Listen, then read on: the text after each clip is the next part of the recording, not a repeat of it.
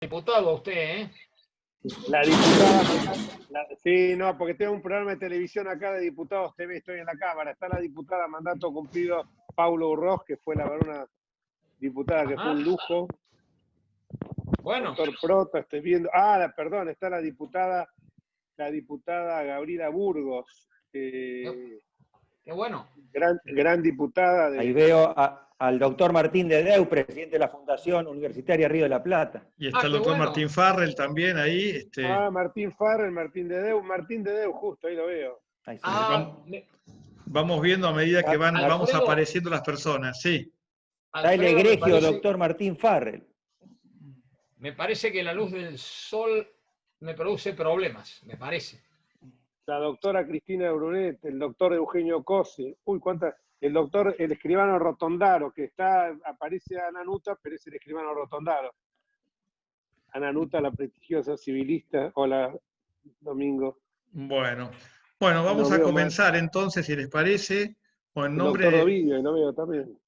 En nombre de FESIC, de la Fundación para la Educación, la Ciencia y la Cultura, y de su Instituto de Estudios Constitucionales, la verdad es un gusto tenerlos a todos ustedes participando de esta reunión, seminario, charla, para conversar sobre los temas del derecho constitucional en este momento tan particular que vive el país. Yo soy Alfredo Vítolo, soy vicepresidente de la Fundación y voy a estar coordinando el debate, además de que voy a hacer algunas precisiones cuando me toque el momento.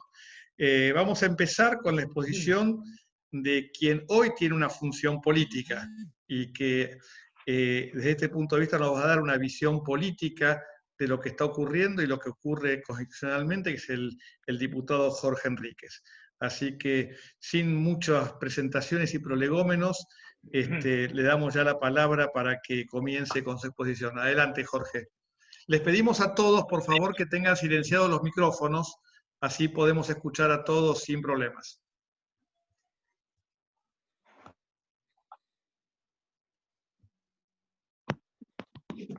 Jorge, vos tenés que tener el micrófono abierto.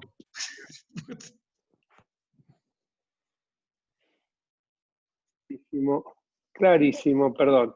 Antes que nada, muy buenas tardes a todos. Y agradecerle a FESIC, que dirige mi gran amigo Eugenio Palazzo, y al Instituto de Estudios Constitucionales. Es para mí un placer estar con todos ustedes esta tarde para abordar un tema que nos viene preocupando desde el 21 de marzo. Haciendo un breve resumen de cómo llegamos acá, yo diría que nadie puede ignorar que estamos atravesando una situación de enorme complejidad, que es lo que sucede en mayor o menor medida en todos los países del mundo, pero en la Argentina, a la pandemia universal, cayó otra pandemia preexistente, que justamente tiene raíces muy antiguas y que el kirchnerismo se encargó en sus 3 gobiernos anteriores de profundizarla. Por un lado corrupción, por el otro lado debilidad institucional, por el otro lado falta de seguridad jurídica y una cultura populista que nos llevó a no desarrollarnos, a tener alta inflación y a no generar empleo genuino. Si bien el gobierno de Cambiemos se propuso sentar las bases para comenzar a revertir esa prolongada decadencia, tuvo sin duda errores, esto hay que reconocerlo, pero el rumbo estaba marcado muy claro en lo que era volver al mundo, respetar el Estado de Derecho, crear las condiciones para la inversión y al mismo tiempo mantener la asistencia a los sectores más vulnerables. En este contexto, bueno, el gobierno de Alberto Fernández para algunos era una incógnita. Yo creo que los que ya hace un año, cuando se consagró la fórmula Fernández, lo dijimos claramente, que era un revival, un déjà vu de lo que fue en el 73, la fórmula de Cámpora Solano Lima, era Cámpora al gobierno, Perón al poder, era claramente que acá venía Alberto al poder, Alberto al gobierno y Cristina al poder, con un plan perfectamente orquestado que era seguir debilitando las instituciones, por 2 motivos fundamentales. Uno, porque creo que el norte era muy claro, lograr la impunidad para Cristina Fernández, sus hijos, parientes y allegados, y por el otro lado, ir a un sistema que se repite machaconamente, que es denostar la democracia liberal, demostrar el sistema capitalista, que por supuesto ha tenido falencias, pero de ninguna manera caer en el otro capitalismo, el capitalismo de Estado, que directamente un socialismo absolutamente anulante y rayano con el comunismo. Estas cosas hay que decirlas claramente porque si no seguimos nosotros con eufemismos y no yendo al meollo de la cuestión. Y acá hay grandes amigos constitucionalistas que desde el primer momento lo advirtieron. Lo advirtió Daniel, lo advirtió Alfredo, lo advirtió Eugenio, lo advirtió justamente Osvaldo, que es asesor mío, y por supuesto con quien hemos tenido largas tenidas vía telefónica, incluso con la modestia que lo caracteriza. Antonio María te atiende a cualquier hora, aunque esté almorzando. Cuando se trata de cuestiones que involucran a la República, iba a estar siempre el firme Antonio María. Aun cuando Alejandra, su mujer, por ahí no le caiga muy bien que lo interrumpa a la hora del almuerzo. Pero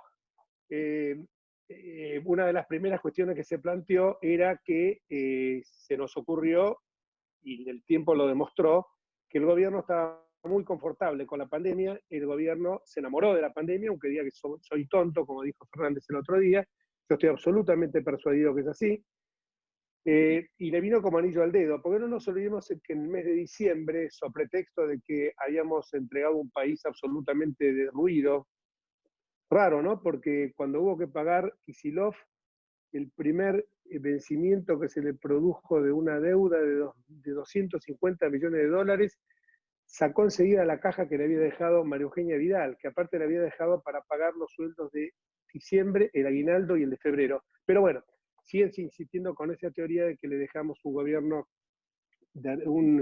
una república arrasada. Esto no es así, los números lo demuestran y seguramente la historia nos va a dar la razón, espero que no nos la dé dramáticamente. Cuando se plantea este tema, lo primero que aparece en el Congreso, apenas asumido los nuevos diputados, es 9 emergencias. 9 emergencias, una de las cuales directamente era un disparate mayúsculo, porque era absolutamente en forma discrecional el control de organismos que la titularidad tenía, o representación mayoritaria en cabeza de la oposición. Por supuesto que era tan grosero eso que no iba a pasar, pasaron las otras 8 con el voto en contra de los 116 diputados de Juntos por el Cambio. Luego vino la reestructuración de la deuda, en pleno mes de enero, creo que por una razón de responsabilidad política y porque en esto creo que la oposición nuestra ha sido constructiva. Constructiva significa no débil, constructiva significa que acompañamos lo que está bien, constructiva significa que no va a ser una oposición cerril que termina tirando 14 toneladas de piedra cuando no le gusta un proyecto de ley jubilatoria. Pero también oposición constructiva es la que ejerce controles. Y lo que primero advertimos es que sobre pretexto de la pandemia se pensaba extender el certificado de función tanto al Poder Legislativo como al Poder Judicial. Digamos que en el Poder Judicial lo han logrado bastante bien. En el Poder Legislativo, más allá que entiendo yo que lo ideal hubiera sido las elecciones presenciales, acá quiero sacarle el sombrero a todos los diputados porque yo vivo a 12 cuadras del Congreso, o sea, lo mío no tiene ninguna hazaña, pero diputados que han venido de distintas latitudes del país haciendo muchos kilómetros, miles de kilómetros, y en algunos casos, como la diputada Roxana Reyes, teniendo un accidente bastante serio en la ruta. Empezamos a discutir si podían ser sesiones presenciales o remotas. La sesión remota, obviamente, frente a un oficialismo, frente a un kirchnerismo y oficialismo muy flojo, por cierto, de papeles y de credenciales republicanas, nos hacía aventar muchas sospechas de trampa. Pensemos simplemente que en una de sus versiones, el peronismo, en la versión liberal menemista, sentó en la banca a un diputrucho llamado Juan Kernan, que se sentó en la banca y votó la privatización del ente del gas. Entonces, bueno, este tema se pudo resolver, se sesionó ya virtualmente en 3 oportunidades. No obstante eso, logramos nosotros que vinieran en forma virtual ministros del Poder Ejecutivo. Obviamente no es lo mismo porque uno hace la pregunta, se van por la tangente o contesta lo que quieren y después la repregunta es muy complicada hacerla. El caso más emblemático fue el que tuvimos con la ministra Sabrina Frederick, una antropóloga a cargo de la seguridad. Bastante extraño el tema, ¿no? Después de haber tenido a alguien con un punto tan alto en materia de seguridad como Patricia Bullrich, que realmente hizo una gestión ejemplar. Bueno, esta nos habló de ciberpatrullaje, ya está reglamentado. Ciberpatrullaje es un remedio orwelliano de lo que viene a ser a ocultar el humor social. Pero bueno, más allá de que no es lo ideal, y yo entiendo los reparos que pusieron en su momento tanto Daniel Samsay como Antonio María Hernández, que decían que lo mejor es presencial, y estoy absolutamente de acuerdo que el verse cara a cara, el parlamento justamente de parlare, de hablar, no es lo mismo, pero por lo menos damos la imagen de quienes estamos cobrando un cheque del Estado, que somos uno de los pocos, y subrayo, personas que no están teniendo las penurias que están teniendo muchos sectores de nuestra sociedad, particularmente los monotributistas, los cuentapropistas. Afortunadamente yo tengo las dos variantes, porque también en mi estudio tengo, en las cosas que pueden ser compatibles con mi profesión, tengo la variante de lo que se sufre en el sector privado, y lo que es, por ejemplo, tener gente, inquilinos, que no te pueden pagar los alquileres, y no se los puedes exigir, no porque estén suspendidos los desalojos, no se los puedes exigir porque no les entra un mango, porque no pueden vender, porque no pueden producir nada de lo que hacen. Entonces, ese es el gran problema que yo advierto. Pero como me indicó bien Osvaldo, que todos ustedes que preferían que yo hablara más del tema político, no me voy a ir del tema político, y quiero retomarlo con que logramos estas sesiones mixtas, mitad remota, mitad presencial. Hicimos algo que para nosotros fue muy importante y que muchos periodistas lo destacaron, más allá que nosotros no nos diéramos cuenta en ese momento de la importancia que tenía, que fue la sesión especial en la cual pedimos la oposición, la derogación del decreto 457. Sabido era que no nos iban a dar quórum, sabido era que una diputada que estaba logueada simultáneamente con nosotros y con el Consejo de la Magistratura, sospechosamente se le cortó la luz en el barrio donde vive. No pudo votar tampoco la destitución de Canicova Corral, ¿no? Raro, ¿no? Por cierto, el único lugar que se cortó ese día la luz fue en la zona donde vive la diputada Camaño, que se tuvo que desloguear de los dos ámbitos que tenía, Consejo de la Magistratura y porque era simultáneo con el Congreso. La oposición, desde que llegamos, desde que se produjo el 21 de diciembre la cuarentena, hemos presentado más de 1000 proyectos que abarcan todas las cuestiones de resolución, decreto y de ley.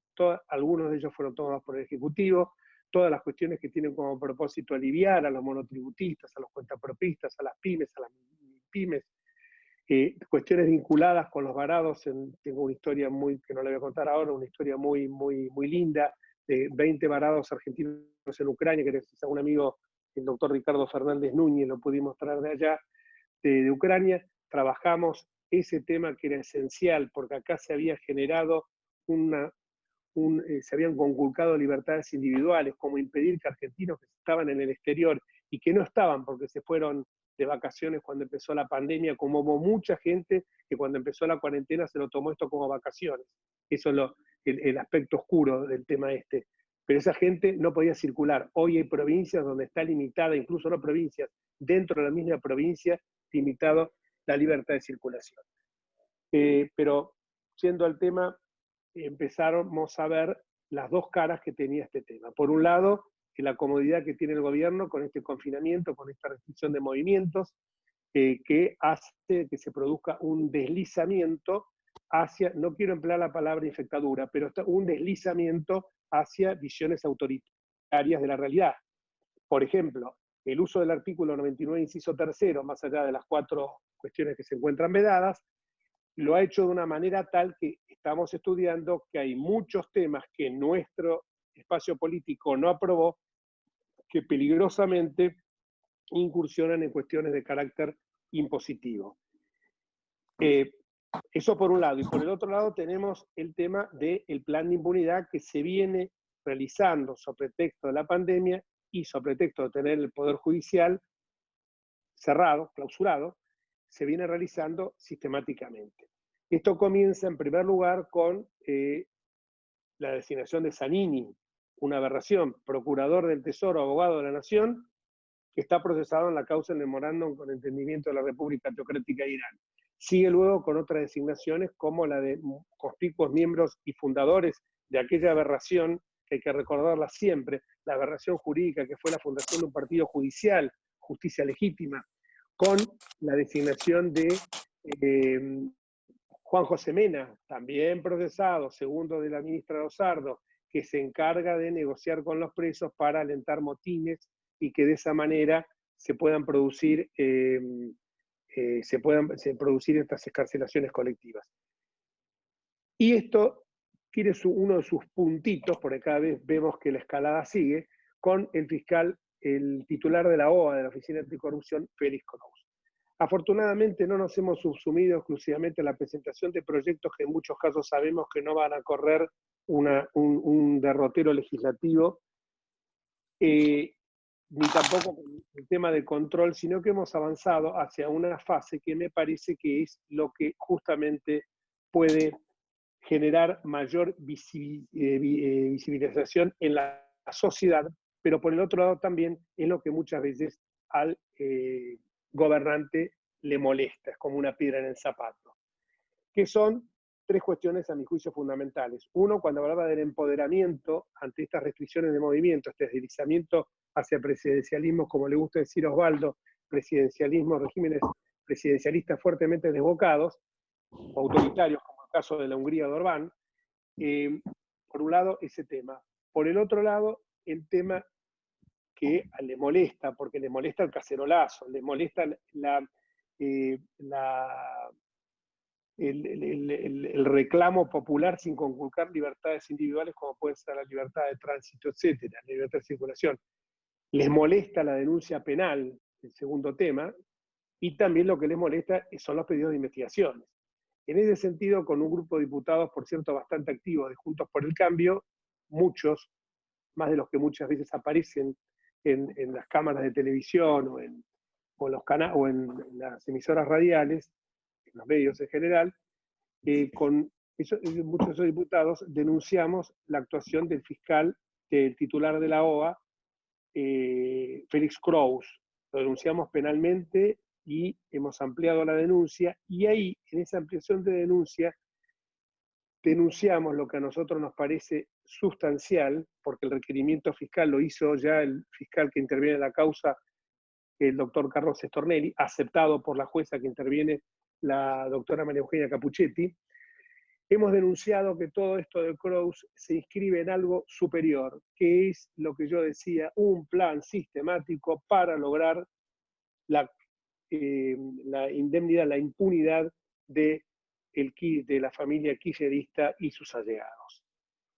Pruebas al canto, denunciamos todas estas acciones, hay muchas más, como por ejemplo el tema de Christian Nissen. Christian Nissen, el titular de la IGJ, niega los pedidos de informes que nosotros hacemos sobre los fondos del Instituto Patria. A eso le tenemos que añadir el tema de que un escándalo, Juan José Mena a cargo del sistema de protección de testigos con una persona que no tiene idoneidad para el cargo, Eguren, esto también lo hemos denunciado. Jorge, el sistema de protección... Sí, ya termino. Vamos hablando, dale, gracias. Sí, disculpen que a veces me apasiona, pero son tantas cosas que uno quiere transmitir, porque a veces a uno le subleva cuando dicen que estamos haciendo el 41%. El 41% está manejando con las armas que tenemos, no tenemos mayoría, ni en diputados ni en senadores. Entonces lo tratamos de hacer con toda la fuerza, y créanmelo, que los 116 diputados lo estamos haciendo con todas las fuerzas que tenemos y dando lo mejor de nosotros.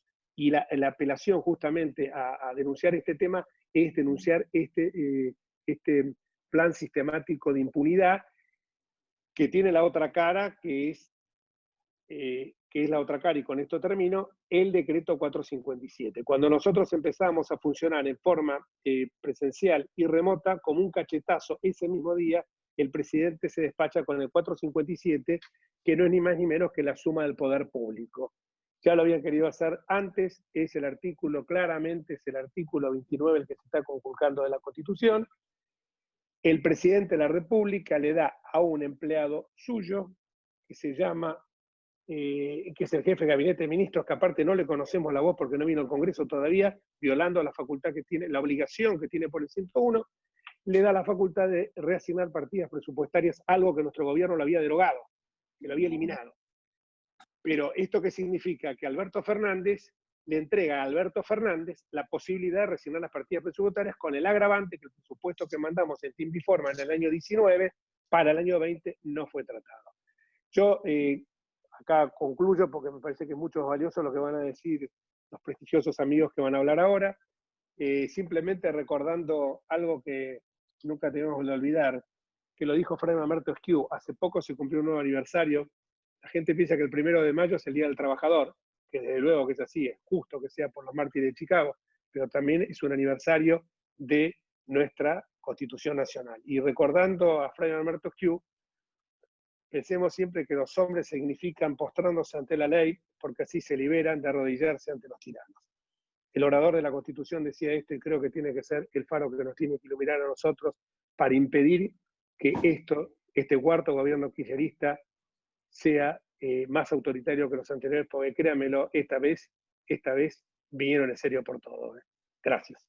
Gracias, Jorge, por tus palabras, con una visión claramente política de la situación, muy interesante. Y ahora vamos a escuchar desde Córdoba al profesor Antonio María Hernández. Antonio María ha sido diputado nacional, ha sido candidato a vicepresidente de la Nación, ha sido convencional constituyente y es profesor de Derecho Constitucional en la Universidad de Córdoba y un gran amigo. Así que le damos la palabra a Antonio. Antonio, todo tuyo el piso.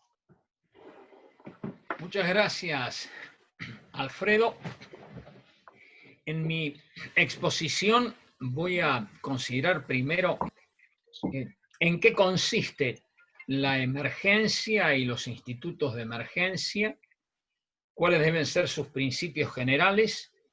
Luego voy a sintéticamente recordar cómo ha vivido la Argentina este tipo de situaciones. Y después ya me voy a enfocar directamente en esta que estamos atravesando, analizando esencialmente tres cuestiones, aspectos institucionales, la afectación del federalismo y finalmente algunos de los derechos constitucionales que están siendo violados. Lo primero que hay que distinguir es la emergencia de los institutos de emergencia.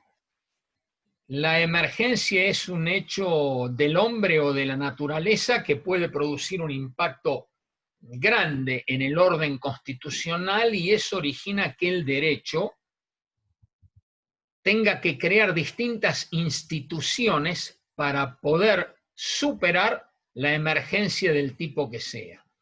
Y en el derecho comparado hay muchas figuras como institutos de emergencia, pero claro, nosotros tenemos que situarnos esencialmente en el derecho argentino, para lo cual hay que hacer una distinción entre lo que fue antes de la reforma de 1994 y después de la misma. Cuando nosotros observamos la Constitución histórica, ahí advertimos esencialmente dos institutos previstos por la Constitución y otros institutos prohibidos por la Constitución. Previstos por la Constitución fueron la intervención federal y el estado de sitio. Prohibidos por la Constitución, lo acaba de citar Jorge recién, el artículo 29 de la Constitución, que lo que prohíbe es que el Congreso le otorgue al presidente o las legislaturas a los gobernadores la suma del poder público o facultades extraordinarias o sumisiones o supremacías en cuya virtud la vida, la fortuna o el honor de los argentinos queden a merced de gobierno o persona alguna. Y después ese artículo escrito con letras de sangre, como enseñó José Manuel Estrada, dijo que quienes firman, consienten o ejecuten este accionar están sujetos a la pena de los infames traidores a la patria, lo que constituye una de las afirmaciones de tipo republicano más claras de la Constitución y además en recuerdo de lo que fue la dictadura de Juan Manuel de Rosas. Cuando llega la reforma del 94, nosotros agregamos dos institutos de emergencia más. La emergencia declarada por el Congreso, en cuya virtud se otorgan facultades legislativas en virtud de decretos delegados al presidente de la República, pero siempre sobre las bases fijadas por la Constitución y por un tiempo limitado y con la posibilidad inmediata que tiene el Congreso de reasumir sus competencias. Y el otro instituto es el de decretos de necesidad y urgencia, artículo 99, inciso 3, donde también hay que decir que la sola lectura del artículo, para esto no hay que ser un jurista, nos indica claramente que solo en situaciones excepcionalísimas puede ser utilizado, porque es cuando no se pueden seguir los trámites ordinarios para la sanción de las leyes. Así que, y ahora como síntesis de lo que ocurrió en la historia institucional de los argentinos, digámoslo ya, la Argentina se ha caracterizado por una ley histórica del desborde institucional. Nosotros utilizamos los institutos de emergencia para violar el sistema republicano, para afectar la forma federal de Estado y para producir severas violaciones a los derechos humanos. Lo digamos también con ejemplos muy breves, muy sintéticos. Tomemos intervención federal. Sobran los dedos de la mano para contarlas en un país serio.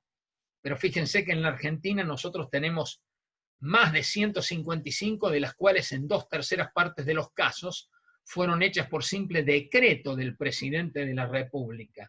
O sea que esta arma extraordinaria destinada a cuidar los principios de la federación terminó siendo un arma política para centralizar el país. ¿Qué ocurrió con el estado de sitio? Exactamente lo mismo. Cuando por regla un instituto de emergencia tiene que ser limitado, fíjense acá lo que pasó. Tomemos como ejemplo el de María Estela Martínez de Perón. Duró casi 9 años, desde 1974, duró también todo el proceso militar hasta el momento previo de la recuperación de la democracia con Raúl Alfonsín. Si nosotros analizamos ahora los decretos delegados, fíjense que en el anterior proceso de emergencia muy severa que tuvimos, que fue el Corralito, fueron más de 2000 las normas dictadas, pero con una particularidad más. Además de decretos, aparecen funcionarios que no tienen ninguna capacidad, que ejercitan atribución legislativa de manera inconstitucional a través de subdelegaciones no autorizadas por el Congreso. Y cuando uno analiza el tema de decretos de necesidad y urgencia, tiene que pensar lo siguiente. Mientras Alfonsín dictó nada más que 15, Carlos Menem, que gobernó en parte sin la reforma y después con la reforma del 94, dictó 550. Y así continuaron dictando decretos de necesidad y urgencia todos los presidentes, con lo cual esto se transformó en un arma que yo he caracterizado como una de las más eficaces para constituir la patología, una de las patologías más graves que tiene el sistema político argentino, que es lo que se llama el hiperpresidencialismo. Es decir, frente a otra patología muy grave, ambos términos fueron acuñados. Me refiero a la anomia, o sea, a la violación sistemática de la Constitución, a la débil cultura de la Constitución que hay en la Argentina. Todos estos temas están vinculados. Todos estos términos se deben a Carlos Santiago Nino, tanto en su testamento intelectual, que fue el libro Un país al margen de la ley, como en su obra Fundamentos de Derecho Constitucional, donde caracterizó al hiperpresidencialismo y a una democracia de muy baja calidad institucional caracterizada por lo delegativo en vez de lo deliberativo, y además una democracia de tipo corporativo.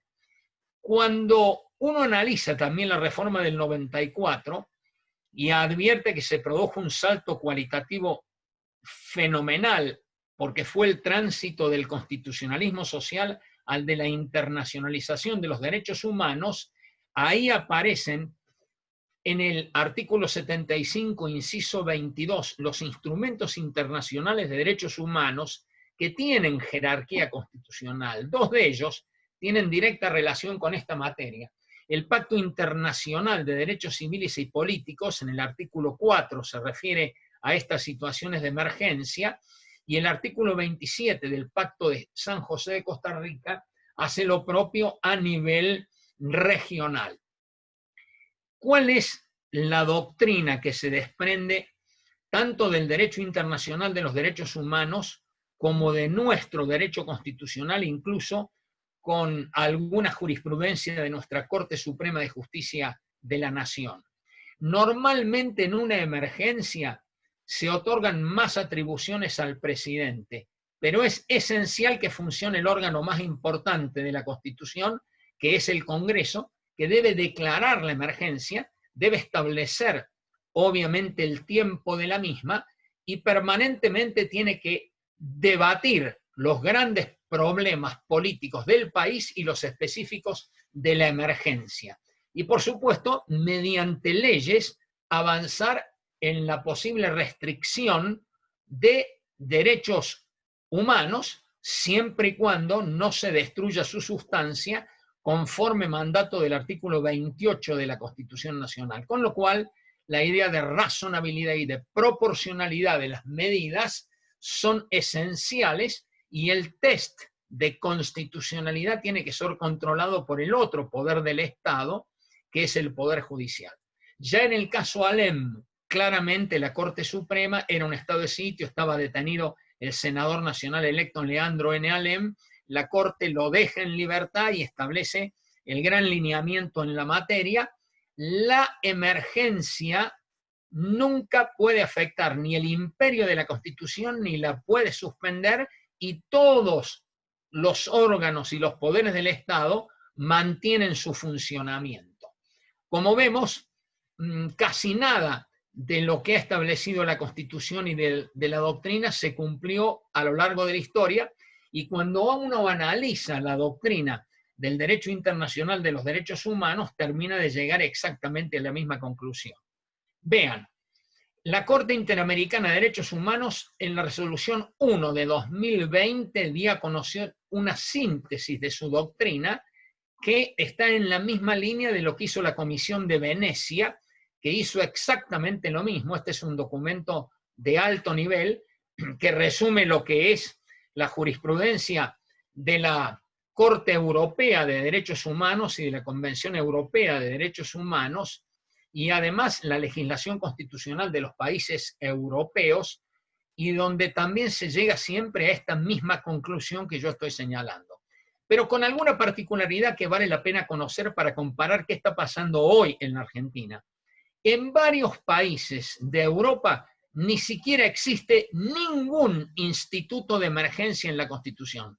Es el caso de los países nórdicos, es el caso de Bélgica, así que en definitiva, por ejemplo, es el caso de Suiza, con lo cual quiero que sepan ustedes que los países, ya me voy a referir a eso finalmente, que mejor combatieron al COVID-19, lo hicieron con las armas de la democracia y sin ejercitar ningún instituto de emergencia.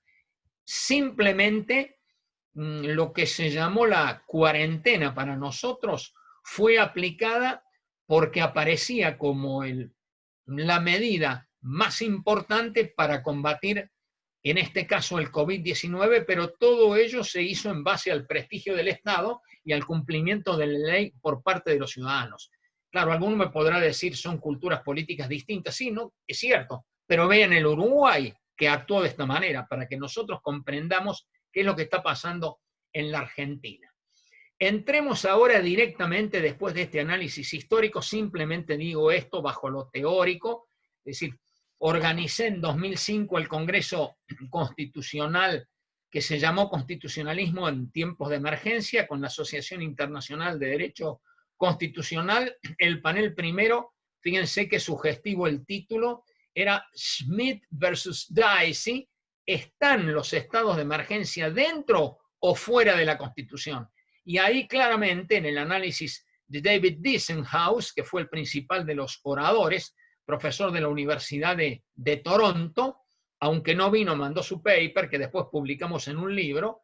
Fíjense lo que él dijo. Es decir, los países autoritarios y totalitarios lo siguen, obviamente, a Carl Schmitt con su obra Teología Política, con la afirmación de que en el caos no hay ningún tipo de ley, y es soberano el que resuelve en el momento de la emergencia. Es decir, todo ello, obviamente, para fundamentar lo que es el accionar de los ejecutivos. Frente a eso, la posición de las democracias constitucionales y liberales, la posición obviamente de Albert Dice, de John Locke, de muchos otros autores que yo ahora, en los cuales no me voy a detener. Así que quiero que se entienda bien, este es un debate de rango mundial y obviamente los países democráticos apuntan a consolidar la idea de que siempre el Congreso es el que debe declarar la emergencia por tiempo limitado, con el pleno funcionamiento de los poderes y con el control de cada una de las medidas que deben ser razonables para no lesionar los derechos humanos. Con esta introducción entro ahora al análisis de esta última emergencia. Cuando se anuncia por decreto 297 la cuarentena, que comenzó el 20 de marzo, ya el 23 de marzo en el diario Clarín publiqué un artículo que se llamó Las emergencias y el orden constitucional, donde dije lo siguiente: en este caso el presidente, a diferencia del pasado, ha hecho el anuncio acompañando de gobernadores de otro signo político y de legisladores también de la oposición, con una idea de unión nacional y con un ejercicio prudente de decretos de necesidad y urgencia, porque además, como lo dijo, tenía la declaración de emergencia hecha por el Congreso por la ley 27.541. Pero inmediatamente después dijo, no es necesario el estado de sitio, tampoco se daban las condiciones para ello, pero me pareció una actitud plausible y prudente que señalé en ese momento. Dije, sin embargo, que hay una advertencia que realizar, que la Argentina no vuelva al pasado con los excesos que se produjeron en las anteriores emergencias. Esas emergencias significaban hiperpresidencialismo, violación del federalismo y del sistema republicano y afectación de derechos individuales. A los 31 días, el 24 de abril, publiqué también en Clarín el artículo que se llamó Federalismo y COVID, donde dije, analizando lo que ha pasado en este tiempo, llego a la conclusión de que la Argentina directamente regresó al pasado luego de un comienzo plausible. En ese momento se habían, a esta altura ya son 52 decretos dictados por el presidente, 40 de necesidad y urgencia, 12 decretos delegados por lo menos, pero hay además ya resoluciones dictadas inconstitucionalmente por otros funcionarios del Estado. Obviamente el sistema institucional quedó severamente afectado, casi 60 días tuvimos que luchar algunos constitucionalistas, algunos periodistas, algunos diputados de la oposición, entre los cuales destaco especialmente a Jorge Enríquez, con quien obviamente debatí estas cuestiones como acabo de anticiparlo, para que al final, muy tardíamente, y ni siquiera me detengo en lo que fue esa presentación en la Corte, recién el 13 de mayo comenzó a funcionar el Congreso y ya vamos a ver de qué manera. La cuestión es que lo que podemos decir es esto. Ya incluso con el funcionamiento del Congreso continuó el dictado de decretos de necesidad de urgencia. No hablemos del decreto 457, que es grotescamente inconstitucional y que no hay ninguna ley del Congreso que pueda ratificar o que pueda validar su grosera inconstitucionalidad, porque jamás el Congreso puede delegar lo que es indelegable, o sea, el corazón de su competencia constitucional, que es obviamente sancionar el presupuesto y avanzar en todo lo que significa el destino del gasto público y de los ingresos públicos. Pero, claro, el tema no continuó, no terminó ahí. Esta prolongación que se ha hecho por demasiado tiempo de la cuarentena, porque también hay que conocer muy bien el país. El país es un país enorme, es la octava geografía del mundo. Ya voy a hacer el análisis federal. Pero ¿qué tiene que ver la situación de 18 provincias en las cuales no hay presencia ya del COVID con la situación más delicada del área metropolitana y de la ciudad autónoma de Buenos Aires? Así que todo esto tiene que ser debatido, analizado, considerado y declarado por el Congreso, que es el único órgano constitucionalmente habilitado para ello, con lo cual sostengo desde ya la inconstitucionalidad de todo tipo de legislación que se ha dictado con posterioridad al 13 de mayo. Pero continuamos, para no hacer el análisis anterior porque no tengo tiempo, continuemos con el análisis. Vamos a la cuestión federal. En ese artículo dije lo siguiente: el modelo, de acuerdo a la reforma constitucional del 94, federalismo de concertación, era exactamente lo que hizo Alemania. ¿Cómo resolvió el problema Alemania? En una reunión de Merkel con los jefes de gobierno de los 16 Länder alemanes. Ahí resolvieron los lineamientos políticos fundamentales de la lucha contra el COVID. Pero ¿quién ejecutó las medidas concretas? Los 16 Länder y los municipios alemanes. Y por eso, verdadero ejemplo de eficacia, porque también ha quedado en claro, y es una lección internacional muy evidente, que ha sido mucho más eficaz el federalismo con su idea de descentralización del poder para resolver las cuestiones que el centralismo francés, por ejemplo, para tomar un caso muy claro, muy preciso para el análisis. Antonio, ¿puedes ir cerrando? Voy cerrando. Dale. Pero estoy muy lejos de terminar y me dieron 15 minutos y me queda... Ah, no, me queda bastante poco, estoy de acuerdo. Digo esto, para ir cerrando. Se centralizó completamente el país. Ejemplos. ¿Ustedes pueden creer que 44 millones de personas dependen para circular de un certificado único que se expide en el Ministerio del Interior? ¿Se puede creer que la autorización para una excepción para poder transitar, lo cual significa además trabajar y ejercitar industria ilícita, dependa de una resolución del jefe de gabinete de ministros? Así que saquen las conclusiones de las afectaciones al federalismo. Vamos a la violación de derechos humanos, muy breve. En primer lugar, libertad física o de locomoción. Tomen sobre todo el ejemplo de la provincia de San Luis. Me detengo ahí nada más. Acaba de ocurrir, lo fue analizado especialmente en Córdoba, pero también por la prensa nacional, cerró con terraplenes, con piedra, con arena, con tierra, todo acceso a la provincia, el gobernador Rodríguez A. 2 ciudadanos que están pegados a la frontera en el oeste cordobés murieron el viernes pasado. Uno porque tuvo un accidente cerebrovascular y no pudo llegar a Merlo, que estaba a 10 kilómetros de distancia. El otro hospital, Villa Dolores, estaba a 50 kilómetros de distancia. El otro ciudadano murió porque al intentar pasar por esos terraplenes se le vino el auto encima y obviamente murió. Su delito fue tratar de ver a los hijos. Así que en definitiva, eso, sumado a las actitudes de varios gobernadores, más la ministra de Seguridad con el tema del ciberpatrullaje, nos revela la cantidad de violaciones de derechos que se están produciendo. Cierro con esto. ¿Qué nos enseñan Harari y Chul-Han, jóvenes filósofos? Que hay 2 grandes opciones para el mundo y para el futuro. O una respuesta del derecho internacional público cumpliendo el sueño kantiano con las Naciones Unidas, o la respuesta de estos nacionalismos al estilo como han actuado, bueno, esencialmente el totalitarismo chino, pero también la pésima conducción de Estados Unidos en manos de Trump. Segunda gran opción, ¿han sido más eficaces los sistemas totalitarios o los sistemas democráticos?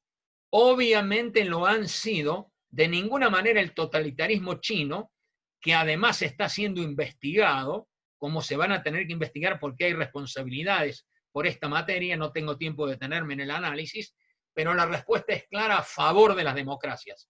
No solamente el caso alemán, veamos sobre todo el caso de los países nórdicos y pongo como ejemplo especialmente a Nueva Zelanda con la ministra Jacinto Ardern, o puedo hablar también de Australia con el primer ministro Morrison. Así que en definitiva, la respuesta democrática ha sido mucho más eficaz. La tercera opción, federalismo-centralismo, la respuesta también está dada. Hay que volver a la vigencia plena de la Constitución, hay que reclamar que el Congreso asuma ya el debate y el control de cada una de las medidas que siguen, nada más. Muchas gracias, Antonio, la verdad muy, muy interesante. Y me sacaste gran parte de las cosas que iba a decir yo, así que, y si no quedó bárbaro diciendo que iba a decirlo yo. Pero en realidad, me toca a mí ahora hablar y voy a hacer mi media hora, porque yo hablo media hora, los demás hablan 10 minutos. No. El tema creo que esta crisis, porque a mí la palabra emergencia no me gusta, esta crisis en la que estamos, a mí no me sorprende.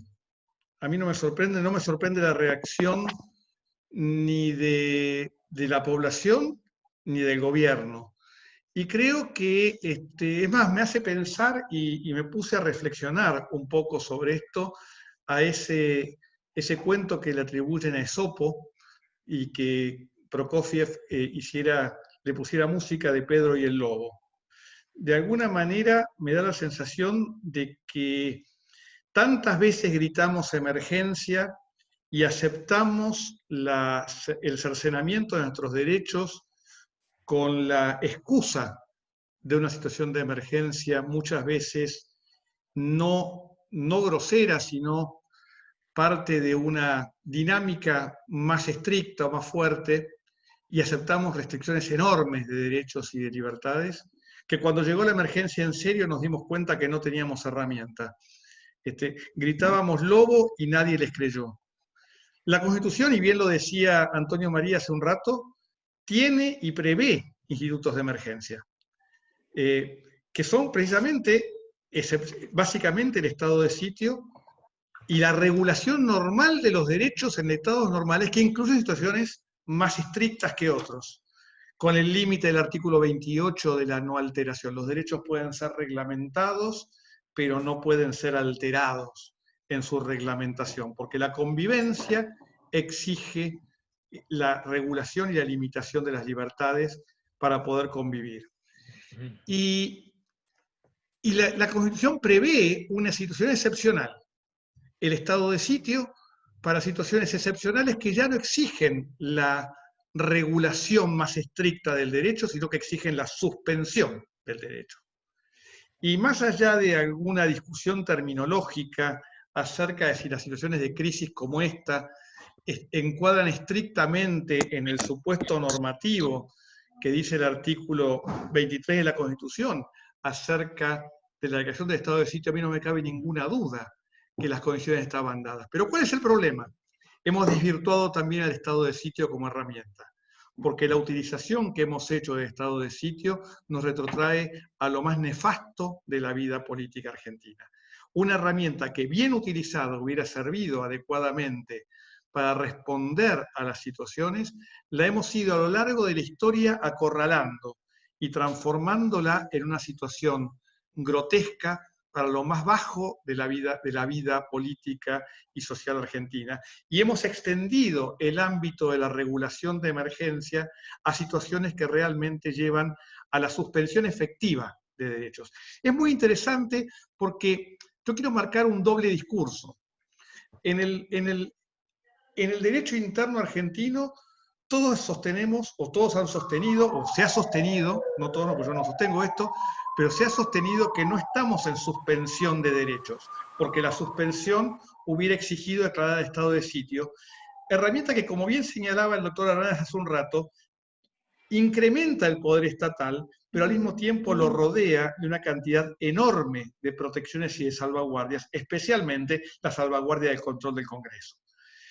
Pero, sin embargo, en el derecho internacional, y esto es un tema muy, muy interesante y que no ha trascendido prácticamente, la República Argentina ha comunicado tanto a Naciones Unidas como a la Organización de Estados Americanos que se encuentra en situación de suspensión de derechos, que se encuentra en situación de emergencia prevista, esa situación de guerra o de peligro público que pone en riesgo la subsistencia. Entonces estamos internacionalmente en estado de sitio y no hemos declarado el estado de sitio.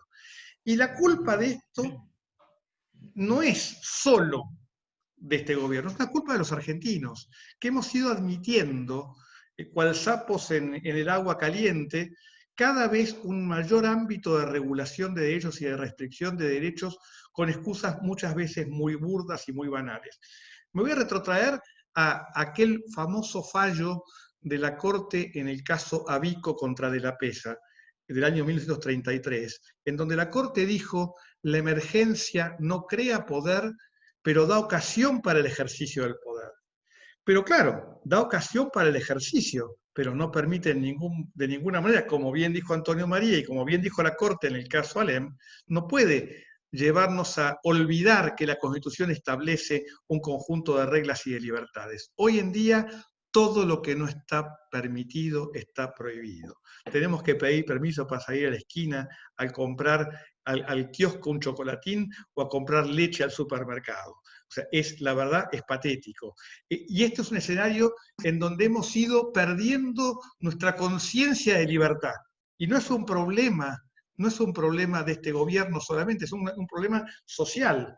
Y ya lo señalaba esto con esa clarividencia tremenda en 1960 Sebastián Soler, en un famoso dictamen, para los que no son abogados y no conocen, que emitió en el caso Cine Callao, dijo, y voy a citar 3 oraciones textuales: cuando un determinado poder, con el pretexto de encontrar paliativos fáciles para un mal ocasional, recurre a facultades de que no está investido, crea, aunque conjura que el mal, un peligro que entraña mayor gravedad, y que una vez desatado se hace de difícil contención, el de identificar atribuciones legítimas con excesos de poder. Poco a poco, la autoridad se acostumbra a incurrir en extralimitaciones, y lo que en sus comienzos se trata de justificar con referencia a situaciones excepcionales o con la invocación de necesidades generales de primera magnitud, se transforma en mayor o menor tiempo en las condiciones normales de ejercicio del poder. Ocurre después algo peor: los mismos gobernados se familiarizan con el ejercicio por parte del gobierno de atribuciones discrecionales para resolver problemas. Y termina diciendo: de esto se hace una práctica, así se va formando una nueva conciencia. Nada va quedando ya que sea pertinente por imperio de la ley o a través de sus instituciones, y el derecho se adquiere, se conserva o se pierde sin más causas que la propia voluntad del gobernante o la benevolencia sectaria con que hace funcionar su discrecionalidad. Este es el problema. El problema es el acostumbramiento que tenemos como ciudadanos argentinos a vivir en un modelo de absoluta sumisión a la decisión de los poderes públicos, con justificativos que pueden ser en alguna medida válidos para restricciones más fuertes, pero nunca para suspender nuestros derechos y nuestras libertades. A esto se le agrega un poder judicial que no funciona, que no brinda respuestas a las necesidades de la población, un poder judicial que se ha escondido, con el argumento de que no pueden porque tienen miedo de contagiarse, el mismo miedo que tienen los barrenderos, el mismo miedo que tienen los médicos, el mismo miedo que tienen los que atienden los supermercados. Y este es un problema muy, muy serio. El temor que han mostrado los poderes públicos ante el avance de los funcionamientos de los otros poderes es tal vez para mí lo más crítico. Pero insisto, no me sorprende. Es parte de nuestra lamentable conciencia que tendremos que cambiar, y es un problema de educación. Tenemos que educar a nuestros jóvenes para que aprendan a vivir en libertad, para que aprendan que nuestra Constitución en su preámbulo dice claramente que su objetivo es asegurar los beneficios de la libertad para todos nosotros. Hoy en día esa libertad no la tenemos, y la excusa del miedo al contagio es simplemente una excusa más para transformarnos en seres dependientes de la voluntad de otros. Muchas gracias. Le paso entonces ahora la palabra a Osvaldo Pérez San Martino.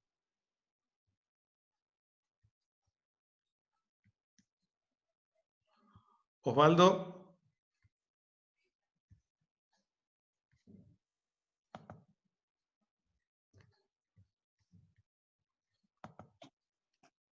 Osvaldo lo perdí, no lo encuentro acá.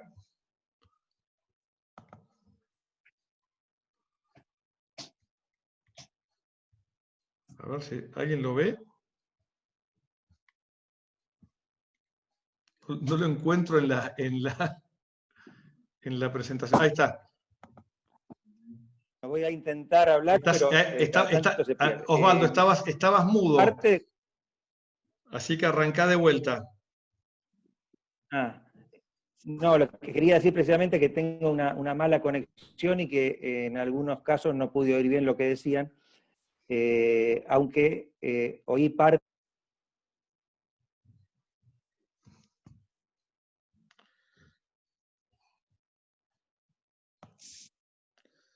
No, se corta. Está congelado. Mientras, Osvaldo, no sé si nos estás oyendo, pero vamos a hacer una... Osvaldo, no te oímos. Si te parece, desconectate o vete a conectar y mientras le damos la palabra a Eugenio Palazzo. ¿Mm? Bueno, perfecto.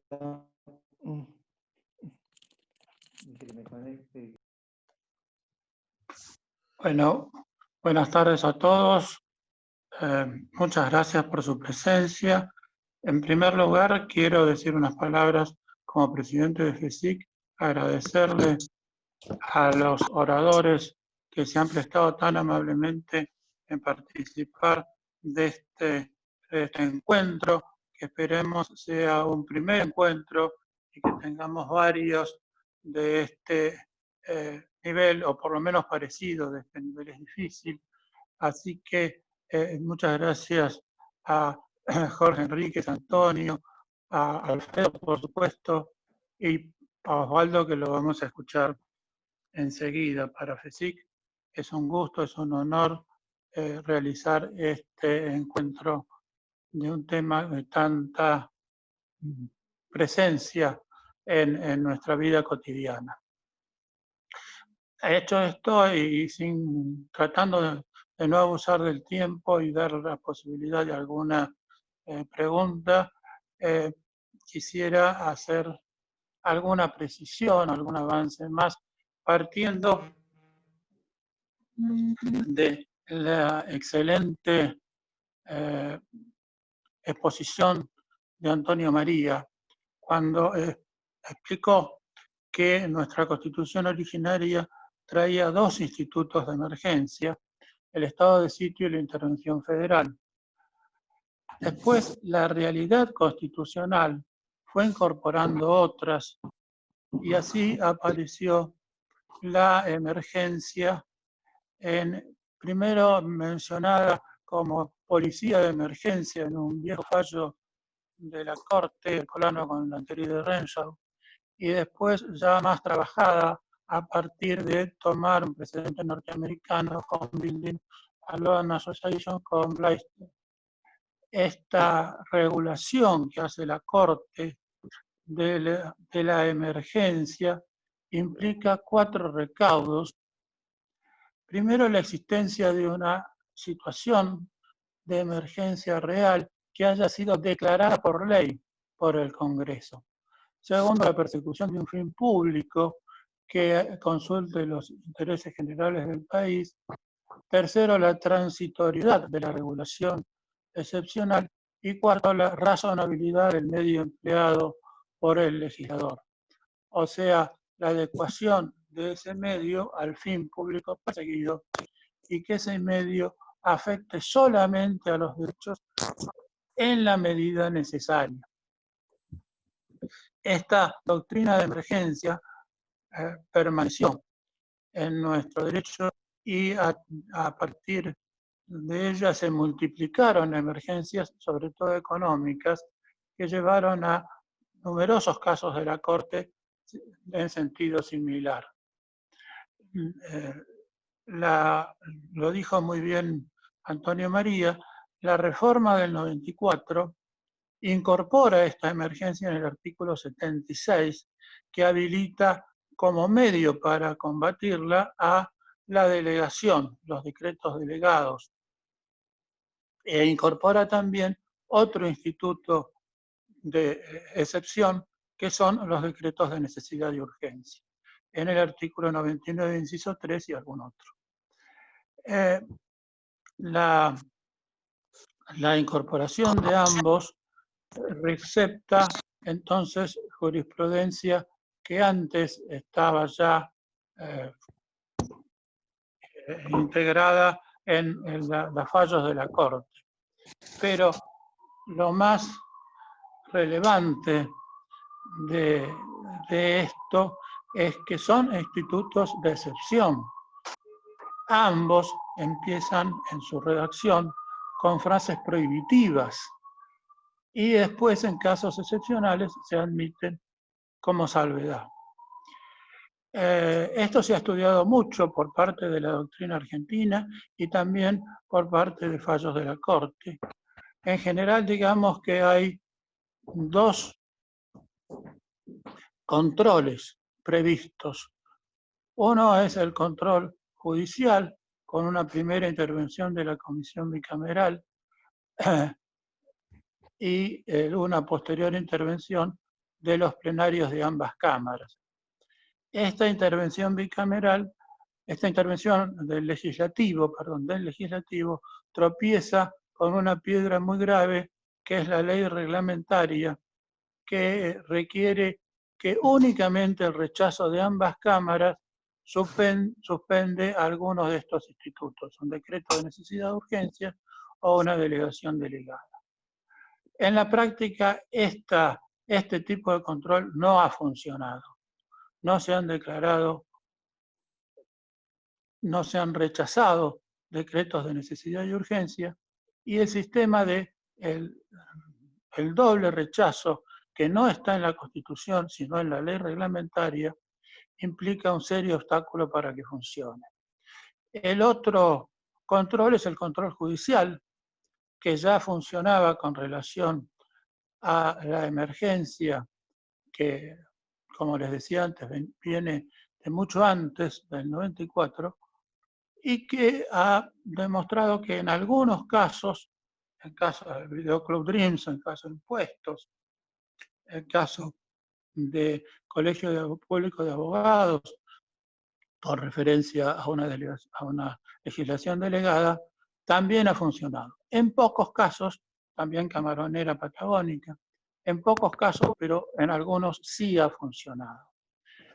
Nuestra historia constitucional, entonces, de estos institutos no es la mejor. Y nuestra regulación infraconstitucional es también bastante nefasta. Lo que quizás no se ha estudiado tanto es la interrelación entre estos dos institutos.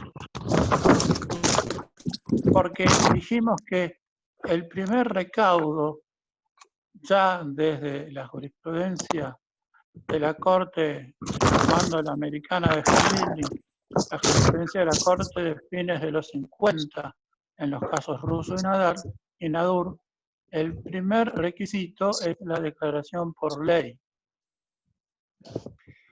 Entonces, no puede haber emergencia sin haber ley. Ahora bien, cuando la regulación del 99, inciso 3, prevé algunas limitaciones en los temas que pueden abordar los decretos de necesidad y urgencia, son pocas y no incluye esta.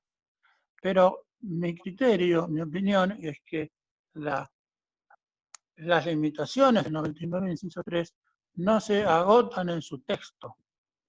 Hay otras atribuciones que ejerce el Congreso, por ejemplo, el dictado de una amnistía, por ejemplo, muchas decisiones, la decisión sobre la aprobación de una cuenta de inversión, que de ningún modo podrían sustituirse por un decreto de necesidad y urgencia, pese a que esos temas no estén en el listado breve del 99, inciso 3. Y uno de estos temas muy claros es la declaración de emergencia, porque la declaración de emergencia supone delegar en el Ejecutivo. Entonces, si asumimos por un decreto de necesidad y urgencia la facultad de delegar atribuciones en el Ejecutivo, es el mismo Ejecutivo que toma una facultad legislativa y se la delega a sí mismo, lo cual, por supuesto, es una contradicción jurídica que no tiene ningún justificativo. Este es el tema que me parece más interesante, más grave, y que es difícil pensar que va a ser subsanado mediante la aprobación del Congreso. Es decir, en este caso, definitivamente creo que no podría ser subsanado por el silencio de las cámaras, como habitualmente ocurre con los decretos de necesidad y urgencia. Estimo que al menos se va a necesitar una declaración expresa y positiva de ambas cámaras mediante resoluciones que habiliten, que admitan esta ampliación de la emergencia. Decía Antonio María con razón que había ya una emergencia sanitaria declarada a fines del año pasado, pero esta declaración de emergencia no es habilitante de la actual, porque respondía a otro contexto, los temas que implicaba eran totalmente distintos, es decir, que no es válido extender la emergencia dictada por el Congreso en diciembre a la situación actual y mucho menos es válido hacerlo por un decreto de necesidad y urgencia. Este es el obstáculo inicial de todo esto que quizás la Corte admite que se subsane a través de la ratificación por parte de ambas cámaras. No es lo técnicamente mejor, pero probablemente sea lo que en definitiva ocurra. En el análisis de los otros recaudos de home building, sí creo que buena parte de las medidas han sido razonables y esto incluso ha sido acompañado por la oposición porque la situación era de suma gravedad. Creo que el tema razonabilidad debe ser analizado en cada aspecto. No se puede dar una respuesta global. Por eso digo, en gran medida, esto fue razonable. Hay cosas que, francamente, me parece que no lo son. Particularmente, por ejemplo, cómo se trata a los enfermos. Si uno analiza la ley que establece los derechos del paciente, ve que todo eso está bastante mal tratado, bastante mal encaminado en la forma como se toma al enfermo en estas ocasiones e incluso también a las familias de los enfermos. Este es otro aspecto que me parece que al cual no se le presta demasiada atención, pero que es bastante trascendente. Bueno, no quiero extenderme para no alargar esta charla. Reitero mi agradecimiento a todos y bueno, Alfredo, espero que Osvaldo se haya podido conectar. Muchas gracias en nombre de FESIC. Gracias, Eugenio. Osvaldo, no sé si estás, si pudiste conectarte, te pedimos que saques el mudo y te pongas de vuelta, nos cuentes un poco tu visión. Ahí está. Ahora sí, a Eugenio lo escuché muy bien, espero que me estén oyendo bien. Lo que quería decir antes es que había tenido una conexión bastante mala y no había podido oír todas las exposiciones plenamente. Aunque, bueno, varias de las cosas que yo pensaba decir ya fueron dichas y mucho mejor por ustedes. En particular, quería cerrar mi breve exposición con esa cita de Soler que leyó Alfredo, que me parece extraordinaria, del Cine Callao. Quisiera enfatizar el tema de los decretos de necesidad y urgencia, ¿no? Porque efectivamente, ¿por qué fueron incorporados a la Constitución? Hay quienes hacen una comparación del texto constitucional posterior a la reforma de 1994 con el texto anterior, y entonces dicen que en lugar de morigerar o atenuar el hiperpresidencialismo, la reforma lo aumentó porque, por ejemplo, entre otros aspectos, incorporó los decretos de necesidad de urgencia que antes no estaban previstos en la Constitución. Esto es así si hacemos esa comparación textual. Ahora, si tenemos en cuenta lo que la Corte había determinado muy pocos años antes y que constituía, digamos, el derecho vigente en la medida en que, citando aquella famosa frase de Charles Evan Hughes, vivimos bajo una constitución, pero la constitución es lo que los jueces dicen que es, más allá de que ha sido muy criticada, efectivamente esa interpretación sobre los decretos de necesidad de urgencia constituía parte del derecho vigente. Estos decretos no habían sido dictados con mucha frecuencia hasta el gobierno de Carlos Menem. Alfonsín dictó algunos, particularmente el que dio nacimiento al Plan Austral, pero digamos, pueden contarse con los dedos de una mano. Ahora llega Menem y ya en su primera presidencia, yo no tengo ahora la cifra exacta, pero dictó más de 200 o 300, es decir, fue un aumento extraordinario. Y esto es lo que la Constitución, en la reforma, del 94, quiso limitar. Es decir, partía de la base de que los decretos se estaban dictando. Y además no hay que olvidar que en 1990 la Corte dicta el fallo Peralta, otra emergencia económica, y no solo avala la declaración de emergencia y las medidas que se tomaron, sino que también avala la vía por la que se llegó a esta emergencia, que fue el dictado de un decreto de necesidad de urgencia, que entonces no estaba previsto en la Constitución, pero la Corte en ese momento, por mayoría, dijo que ante una emergencia era el Poder Ejecutivo el que tenía la posibilidad de actuar con mayor eficacia, por la celeridad que le daba el hecho de ser un órgano unipersonal, frente a las demoras de un órgano colegiado y pluripersonal como es el Congreso, y que entonces era admisible que se dictara en esa ocasión un decreto de necesidad de urgencia, pero no solo dijo eso, sino que lo respaldó en términos tan amplios que inclusive llegó a relativizar el principio de la división de los poderes. Dijo que era una categoría histórica del siglo XVIII en la lucha contra el absolutismo y que no había, en definitiva, no es con estas palabras, pero que no había que tomarla demasiado en serio cuando lo que se requiere es que el Estado actúe con mucha eficacia frente a demandas de la sociedad y al peligro que conllevan muchas veces las emergencias. Es decir, que este es el sentido que tuvo la incorporación del 99, inciso tercero, y basta, como decía Eugenio, leer el primer párrafo de esa incorporación para ver que la regla general es la prohibición de emitir disposiciones legislativas por parte del Poder Ejecutivo bajo pena de nulidad absoluta e insanable, dice la Constitución. Después se abre la puerta a algunas excepciones en la medida en que se las interprete como son, es decir, como excepciones en forma extraordinaria, no habría problema en que, si se dan las circunstancias, se dictaran estos decretos. El problema es que los gobiernos suelen tomarlo, unos más, otros menos, como una nueva vía para legislar.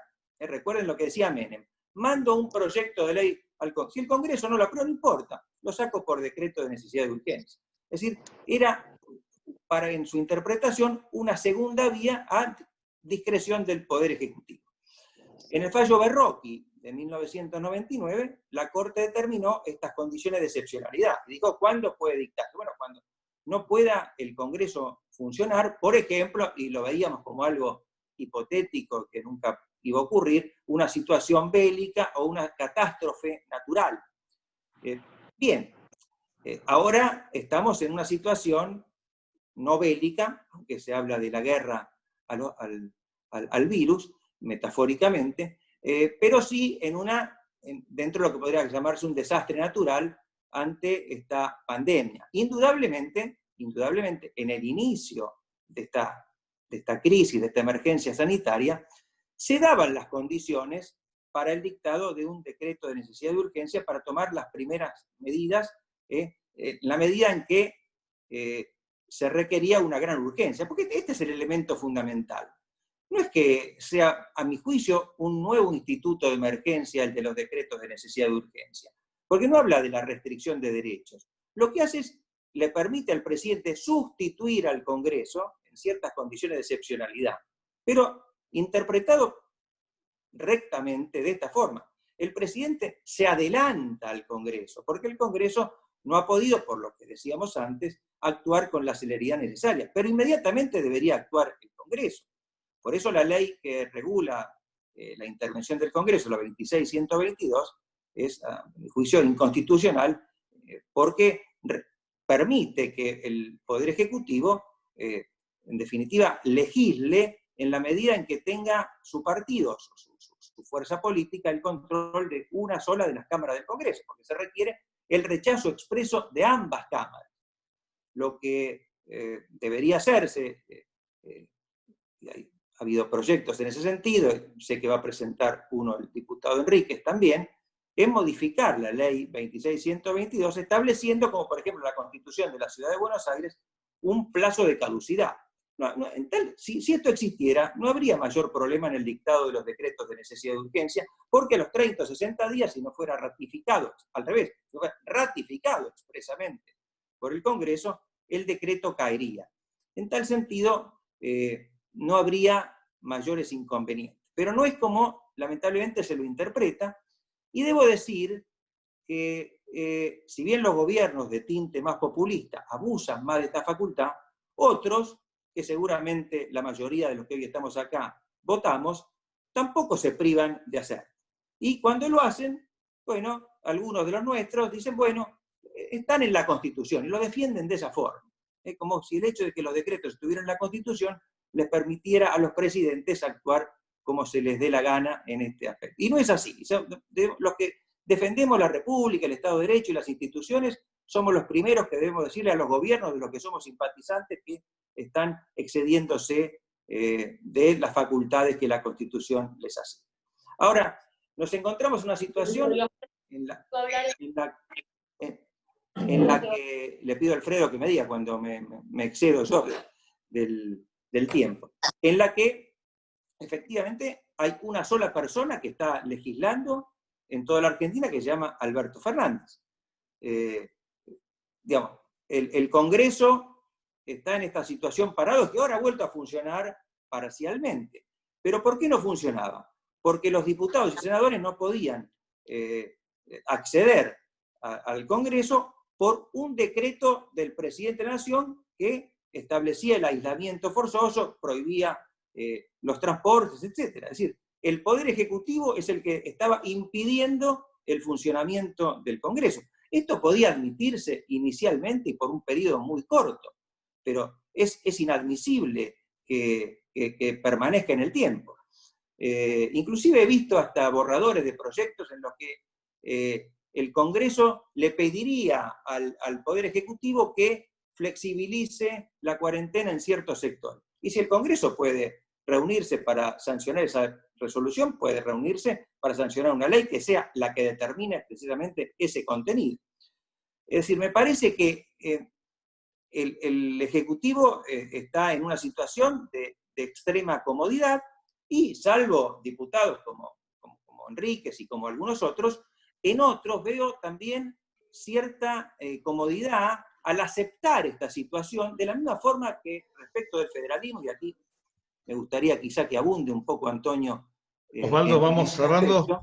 Sí, veo que los gobernadores se someten muy mansamente a lo que determina el presidente, como pidiéndole permiso para ver si en sus provincias se puede salir a dar una vueltita, siempre que lo decida Alberto Fernández. Muchas gracias. Bueno, muchas gracias, Osvaldo, y con esto cerramos la tanda de exposiciones y abrimos a preguntas. Yo les pediría que, para hacerlo más ágil, que las preguntas se hicieran a través del chat y yo las voy pasando, para así de esa manera no extendernos mucho tiempo con las preguntas, porque tenemos 20 minutos.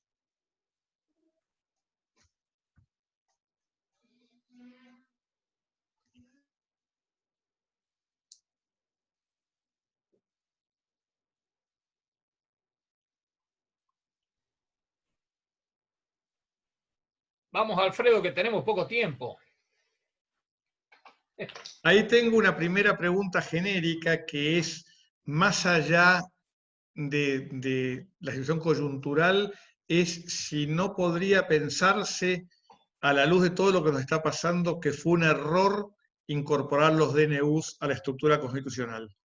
Bueno, lo explico rápidamente. Estuvo muy bien Osvaldo. El tema venía siendo admitido por la jurisprudencia de la Corte. Lo que pasa es que todo se había utilizado de una manera sumamente prudente. El que más había dictado había sido Alfonsín, hasta que llega lo de Menem. Lo que pasa es que ocurrió lo de siempre. Una cosa es lo que dice la Constitución, otra cosa es la aplicación de la Constitución. No hay ninguna duda que el Congreso nunca estuvo a la altura de las responsabilidades, no solo porque no controló nada, duró muchos años hasta sancionar la ley 26.122.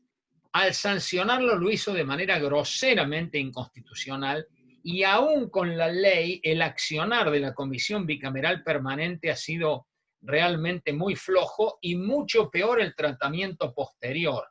Si además nosotros sumamos la circunstancia de que con una Cámara haya una manifestación a favor del decreto, el mismo subsiste, con lo cual en definitiva tenemos el problema. Frente a los que dicen que no debiéramos hacerlo, obviamente no comparto ese punto de vista, pero bajo ningún punto de vista. No conocen bien la política, no conocen bien la historia, no saben lo que pasaba en ese momento en la Argentina. La incorporación del 99, inciso 3, fue un avance enorme en la idea de atenuar el hiperpresidencialismo. Pero, ya que me detengo en el tema, algunos creen todavía más erróneamente, porque no conocen bien la Constitución, no la interpretan bien, no saben lo que es una interpretación sistemática y armónica de la Constitución, que la única medida para atenuar el hiperpresidencialismo era crear la figura del jefe de gabinete de ministros, que obviamente en ese sentido ha sido un fracaso. Lo que pasa es que sería bueno que tengan una lectura integral de la reforma. Yo explico esto detenidamente, he sacado un libro hace poco, se llama 25 años de la Reforma Constitucional de 1994, analizo la legitimidad, las ideas fuerza, analizo el diseño constitucional, los incumplimientos de la Constitución, y acá me detengo. Cuando hablo del tema del diseño constitucional, explico las distintas medidas, empezando por el fortalecimiento del Congreso, la creación de nuevos órganos de control, la idea del fortalecimiento del federalismo y obviamente el darle mucho más atribuciones al Congreso que al presidente de la República. En ese marco apareció también la idea del jefe de gabinete de ministros, pero claro, si se viola tanto la Constitución, voy a poner un ejemplo concreto. El señor actual jefe de gabinetes durante este año no ha comparecido en ninguna de las cámaras cuando tiene que hacerle una vez por mes alternativamente. Y si además nosotros observamos cuál ha sido el accionar del Congreso, no hay ninguna duda que los casos elegidos fueron, no es que no tengan relevancia, porque hay fallos muy importantes, citaron algunos ya, es decir, son más importantes otros posteriores, pero claro, el control tiene que ser prácticamente correlativo, tanto del Congreso como del Poder Judicial, para no seguir con la idea del gobierno por decretos que te lleva directamente al hiperpresidencialismo, que es lo que está ocurriendo en este momento. Quiero hacer un análisis más. El decreto 260, hay que distinguir bien, el 297 yo creo que tiene constitucionalidad. El 260, que es el de prórroga de la emergencia declarada por el Congreso, es groseramente inconstitucional. El único que declara una emergencia es, obviamente, el Congreso. Entonces, acá de ninguna manera pudo haber una prórroga y encima por un año más. Insisto que las emergencias tienen que ser limitadas. Y así correlativamente hay que hacer el análisis de cada uno de los decretos para ver si son o no constitucionales. ¿Qué es lo que ha ocurrido? El Senado ya trató 20 de los proyectos y obviamente lo hizo en un tratamiento muy rápido, express, y obviamente salvo algunas pocas objeciones de la oposición, en definitiva ya fueron aprobados. Con lo cual, nosotros continuamos con una estructura que no tiene que ver con el cumplimiento estricto de la Constitución y que nos lleva a la afirmación de un hiperpresidencialismo, que además afecta al federalismo. Yo estoy de acuerdo con lo que dice Antonio María, pero quisiera agregar que si bien es cierto que es correcto que se hayan incorporado los decretos de necesidad y urgencia en la reforma, debería haberse hecho con más cuidado. Es decir, los recaudos adoptados no fueron lo suficientes. Entiendo perfectamente, conozca la historia de esa convención, que hubo negociaciones, que hubo que ceder cosas, pero el resultado final fue este. Y en este los recaudos que están en el 99.3 y los correlativos no resultan los necesarios para que el mecanismo se ajuste al espíritu que tenía la convención. Yo diría lo siguiente: primero, no comparto exactamente ese criterio. Segundo, hay que conocer muy bien la política constituyente. No pudimos, acordamos hasta donde se llegó. Esto es lo que se tiene que entender. En una convención constituyente no se impone el criterio personal de una persona, es una obra colectiva. Es decir, hubo aspectos en los cuales no se llegó hasta donde quería la Unión Cívica Radical. ¿Qué era lo que pretendía? Cerrarlo al tema, como se ha dicho muy bien, no sé si por Eugenio o por Osvaldo. Colocar simplemente lo que decía la Constitución española o la Constitución italiana, con solo haber puesto que a los 30 días fenecía la vigencia del decreto, el tema se solucionaba. Obviamente, el peronismo no quiso eso. Eso quedó deferido a la ley reglamentaria y después nosotros volvimos a lo de siempre. Pero hay que distinguir lo que es el diseño constitucional y sobre todo el espíritu del debate. Yo los invito a los que piensan distinto a que lean detenidamente el informe de los miembros informantes que fueron Paisao y García Lema. Yo los invito después a que lean el discurso del presidente del bloque de convencionales nacionales, Raúl Alfonsín, para que con detalle vean qué es lo que quiso el constituyente. Y obviamente está mi opinión, ya no solo como profesor, sino como constituyente. El problema está acá en la actitud que ha tenido el Congreso, esencialmente, que renunció al ejercicio de sus competencias legislativas y de control. Y lo propio ocurrió con el control de la Corte Suprema. Si ustedes a mí me preguntan que la norma pudo haber sido redactada de manera más perfecta, no tengo ninguna duda. Frente a esto les voy a decir lo siguiente: hacen falta dioses y no hombres para redactar leyes. Jean-Jacques Rousseau. Así que en definitiva, se logró lo que se pudo. El avance fue sustancial. También en materia en donde ahí todavía la redacción es más pequeña y origina más problemas de interpretación, que es el artículo 76. Pero si uno hace una buena lectura de la Constitución, como por ejemplo se hizo en Camarera Patagónica, en provincia de San Luis, donde está resuelto el tema del 260, ya en provincia de San Luis, ratificado por Camaronera y sobre todo por provincia de Santa Fe contra Estado Nacional, y el Congreso ha declarado la emergencia, no puede haber ningún decreto de necesidad y urgencia en ese aspecto. Entonces, ¿qué decreto de necesidad y urgencia se puede dictar? Lo que corresponda según la urgencia, como lo ha aclarado muy bien hace poco en un artículo Alejandro Pérez Walde. Yo lo que quiero decir es esto: hace falta una lectura constitucional muy fina y sobre todo actuar de acuerdo a lo que es la letra y sobre todo el espíritu de la Convención Constituyente. Esto no ocurrió. En el libro al cual hago referencia señalo 25 leyes reglamentarias que no han sido dictadas por el Congreso. Si hay un órgano que estuvo muy lejos de las responsabilidades constitucionales, es el Congreso de la Nación. nos debe la sanción de 25 leyes reglamentarias. Jorge. Sí, quiero aclarar solo un par de cuestiones. Una, que me equivoqué cuando lo nombré, dije Cristian Nissen y es Ricardo Nissen, el del IGJ, merece saber por chat, Mariano Pose, que aparte, bueno, está muy de acuerdo con todo lo que hemos dicho, con todo lo que dije yo del IGJ. Él ha sido un excelente inspector general de justicia. Y lo otro que quiero decir es que es cierto lo que dice Antonio María con el tema de la deuda que tiene el Congreso, pero también eso se concatena con algo que dijo anteriormente, que uno, para que el producto legislativo muchas veces pueda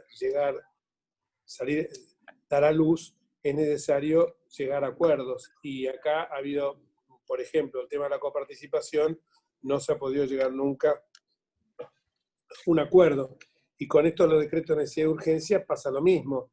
Muchas veces creo que la coyuntura impide, nadie negaría que a lo mejor el tema, por ejemplo, del sistema de escuchas tendría que estar en la procuración, pero nosotros sabemos que si el procurador va a hacer rafecas, evidentemente poner el lobo en el gallinero. Entonces, como estamos legislando también permanentemente la coyuntura, esto impide que a lo mejor en algún momento creo que los argentinos tenemos que salir de esta antinomia permanente en la cual estamos sumidos. Y creo yo que el tema, yendo a los derechos de urgencia, creo que lo debe haber dicho, yo me tuve que ausentar un minuto justamente para hablar de esto de Vicentín, la expropiación o la intervención, pero lo que quería decir era que en la ciudad de Buenos Aires diseñamos un modelo que era justamente que se caían si no eran aprobados los TNU, claro, que eso lo queremos replicar en la Nación. Eso creo que lo debe haber hablado Osvaldo, porque estuvimos trabajando con él y con Pablito Toreni mucho tiempo ese tema, y contigo, bueno, que vos y Víctor son, son referentes y palazos en todo. Jorge, perdón, es cierto que el 99 inciso tercero tendría que tener una mejor redacción, y si no se llegó es por las razones políticas que dijo Antonio. Pero aún con la redacción que tiene, bien interpretado, teniendo en cuenta el primer párrafo que establece un criterio claramente prohibitivo, no habría ningún problema para que tanto el Congreso lo regulara bien, como para que los jueces, y particularmente la Corte, lo interpretara bien. Pero respecto del control judicial, ahí bien señalaba Eugenio algunos de los fallos señeros en esta materia, muchos de esos han llegado muy tarde. Entonces establecen grandes principios que después enseñamos nosotros en la facultad, y son bellísimos, pero ya la situación terminó hace mucho tiempo. Entonces deben atreverse los jueces a aplicar el control cuando todavía el fierro está caliente. Esto va en línea un poco con otra de las preguntas que estaban haciendo acá por el chat, que tiene que ver cuál es el rol del Poder Judicial en todo esto, ¿no? Porque la falta de control real, para usando esa terminología que hoy está tan de moda en el sistema de derechos humanos, de tutela judicial efectiva, entendiéndola por efectiva, no una sentencia que declara inválido un DNU 10 años después, sino que brinda una respuesta en tiempo oportuno. La falta de respuesta de la justicia creo que es un tema no menor, ¿no? Esta teoría que me parece tan lamentable, a pesar de que tengo un gran respeto intelectual en muchísimos planteos por el doctor Carlos Fait, de aplicar la cronoterapia, dejar que las aguas bajen y omitir la decisión, a mí me parece una de las herramientas más peligrosas de la democracia, porque significa la inexistencia efectiva y real de los controles. Me gustaría saber qué piensa el resto de los miembros del panel un poco de este planteo, ¿no? Bueno, pero yo comparto plenamente lo que acaban de decir tanto Alfredo como Osvaldo. A mí me parece que es muy claro lo que ha ocurrido en esta materia, y donde a la declinación del Congreso en el ejercicio de su control político corresponde, sin lugar a dudas, la declinación del Poder Judicial en aplicar el control de constitucionalidad.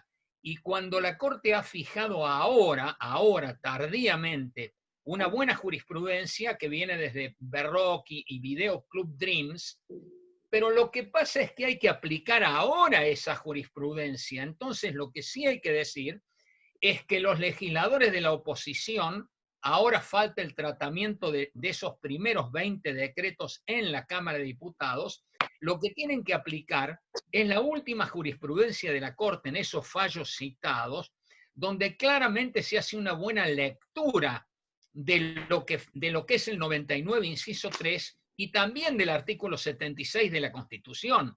No hay ninguna duda que nosotros estamos repitiendo la misma estructura inconstitucional que se vivió durante el Corralito, pero con la experiencia que nosotros tenemos, necesitamos que ya mismo se levanten las voces opositores en este sentido. Y con respecto a lo que ha dicho Alfredo Vítolo, comparto absolutamente su punto de vista. Lo que hizo Fayt es algo verdaderamente patético. Es muy difícil calificarlo. Primero violó la Constitución al no reconocer el 99, inciso 4, y presentar una acción declarativa para mantenerse aferrado al cargo. Primera violación de la Constitución. Recién corregido ahora, porque después vino el fallo corporativo, que fue el caso Fayt. Recién lo corrige ahora la Corte, en el caso Schifrin, pero de todas maneras, fíjense lo que son las actitudes y los fallos que tenía en materia de Corralito Fayt, al final los cambia con su análisis de la cronoterapia. Y nosotros pasamos de Provincia de San Luis, que es un fallo ejemplar y paradigmático en materia de emergencia, junto al caso Smith y a Mango contra Traba, de 1925, son los fallos paradigmáticos en materia de emergencia. Nosotros pasamos a Massa en el 2006, donde la Corte vuelve a convalidar las emergencias. Entonces quiero que nos entendamos bien.